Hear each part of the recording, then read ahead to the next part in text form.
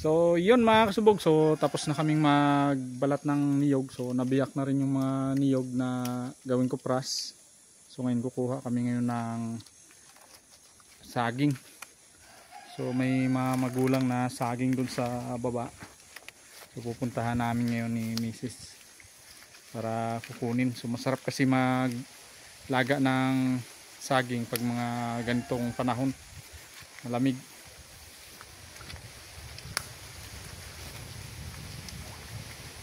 So buti tumila na yung ulan, so nakapagtrabaho kami dito.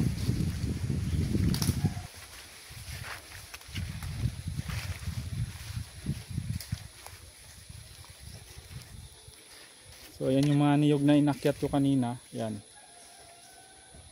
so maraming bunga yung isang niyog na yan.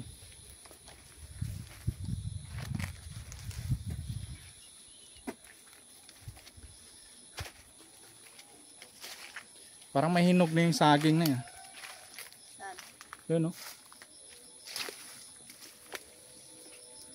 So yun mga kasubog, so parang may hinog na yung kukunin natin na saging. So magandang ilaga to ngayon, yung may hinog. So yun, papakita ko sino yung kukunin natin na saging. So yun mga kasubog, so ayan yung kukunin natin na saging. Magulang na.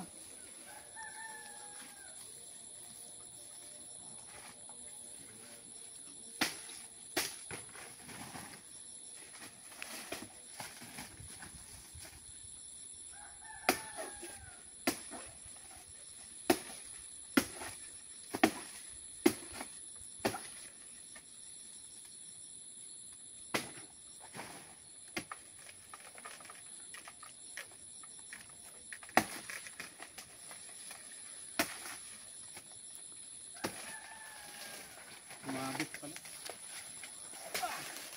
So yun mga kasubog, ito sakto, hinog na oh.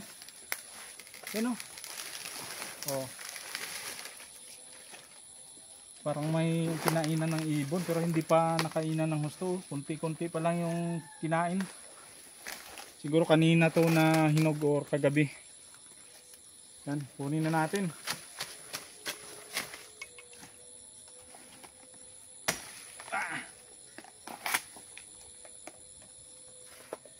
Ayan o. Siyempre titikman na natin. Nunahan nga lang tayo ng ibon.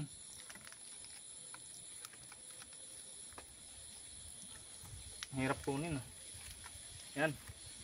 Oh.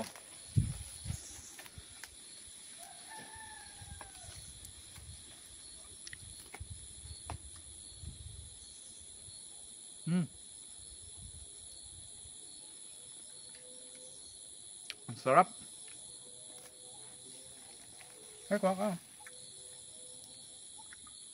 Sarap talaga pag nahinog sa puno.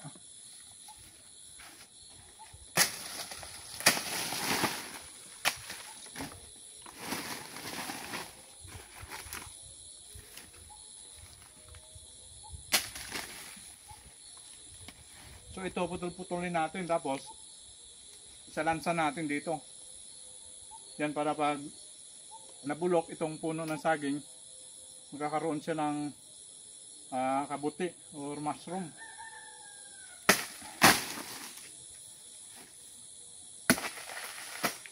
Ganyan yung ginagawa ko dito ngayon para may silbi itong mga puno ng saging na naputol natin.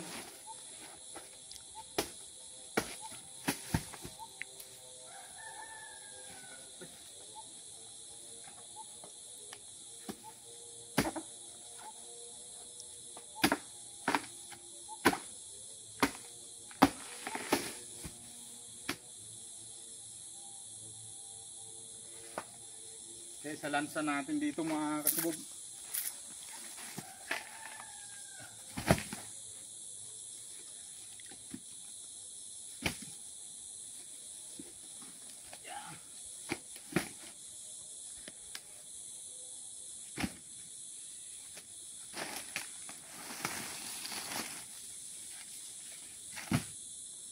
So ayan.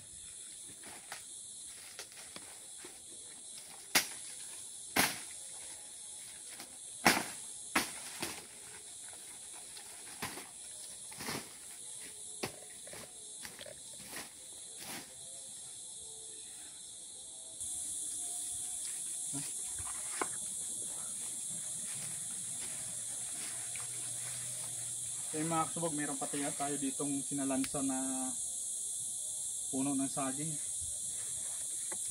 Yan, tubuan ng ano yan, kabuti.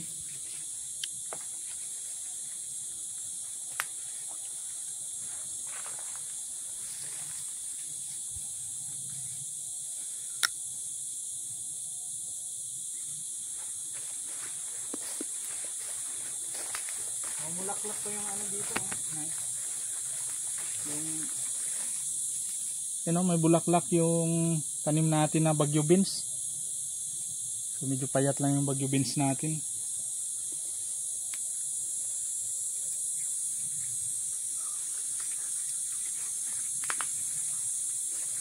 Kunin natin patula. Kuha tayong patula. O yan ulam natin, gulayan. Haluan natin ng manok. Gamitan natin ng itak para hindi masugatan yung kanyang kahoy.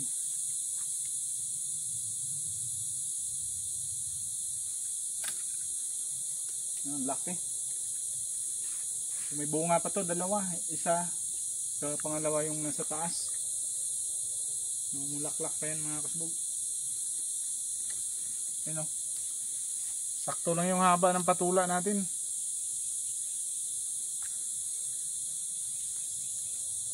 Yung may sitaw. Kunin mo tayo yan. Kunin ko to?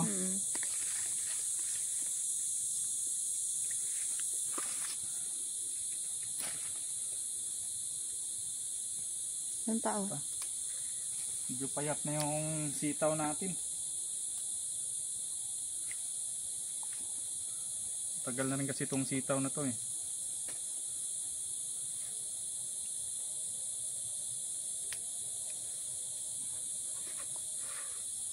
Wala na.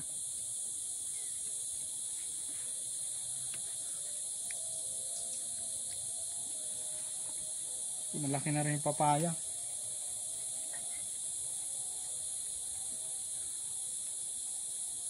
Wala na. So yun lang mga kasubog. So hanggang dito na lang. Umuulan na. So yun lang. Maraming salamat sa panunod.